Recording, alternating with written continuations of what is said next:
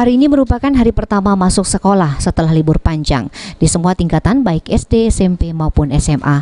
Khusus untuk anak-anak didik baru terutama area sekolah untuk menunggu putra-putri mereka lantaran takut menangis. Selain itu juga banyak orang tua yang mengabadikan momen hari pertama sekolah dengan ponsel sehingga menjadi kenang-kenangan. Orang tua wali murid Ruwani mengatakan merasa senang dapat menemani cucunya di hari pertama sekolah. Ia pun berharap cucunya dapat mengikuti pelajaran dengan baik dan dapat lebih mandiri mengingat sudah memasuki sekolah dasar. Oke, perasaan Ibu gimana Bu? Pas ngantar anak ini gimana nih hari pertama? Ya, senang harapannya Bu.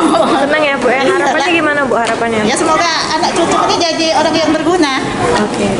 Kepala Sekolah SD Muhammadiyah 6 Palembang, Humaro menjelaskan, di hari pertama sekolah khusus bagi siswa-siswi kelas 1 masih dipersilakan bagi orang tua wali untuk mendampingi di ruang kelas selama 1 minggu.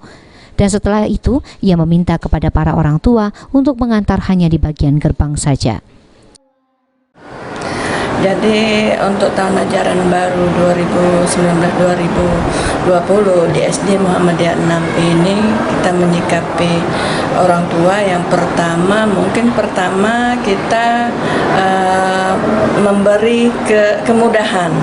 Dalam arti kemudahan wali murid selama 1 minggu itu kita perbolehkan yang anaknya memang tidak bisa ditinggal boleh selama 1 minggu, tapi setelah 1 minggu itu mau tidak mau kita harus melarang.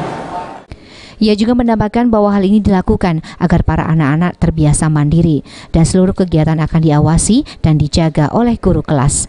Dan untuk jumlah murid pada setiap kelas terdiri dari 30 orang dari 5 kelas yang disediakan.